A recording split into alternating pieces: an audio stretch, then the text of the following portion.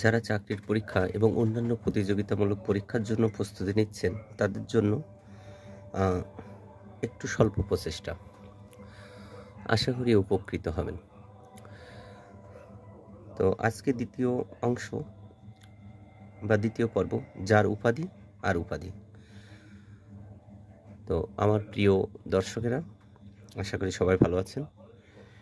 তো প্রথমেই ফররুখ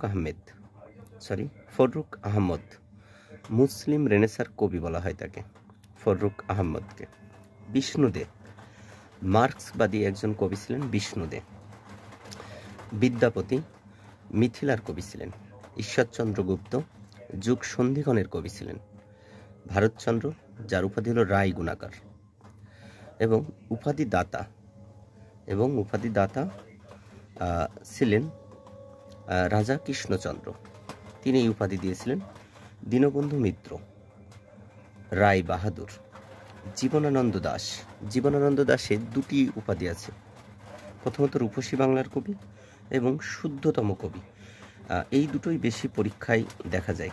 জীবনানন্দ দাশের দুটো উপাধি, একটা হলো শুদ্ধতম কবি, উপাধিদাতা হলো অন্নদা শঙ্কর রায়, আর আরেকটি হলো রূপসী বাংলার কবি। দেন জাহানারা ইমাম, শহীদ জননী হিসেবে তিনি খ্যাত জাহানারা ইমাম, এবং উপাধিদাতা শহীদ শফি ইমাম রুমির বন্ধুরা। মোহাম্মদ মোজাম্মেল হক, শান্তিপুরের কবি। হরপ্রসাদ, যার উপাধি হলো শাস্ত্রী। আমরা জানি একবারেই হরপ্রসাদ শাস্ত্রী, কিন্তু শাস্ত্রী একটি উপাধি। উপাধিদাতা সংস্কৃত কলেজ। গোবিন্দচন্দ্র দাস, যার উপাধি হলো স্বভাব কবি।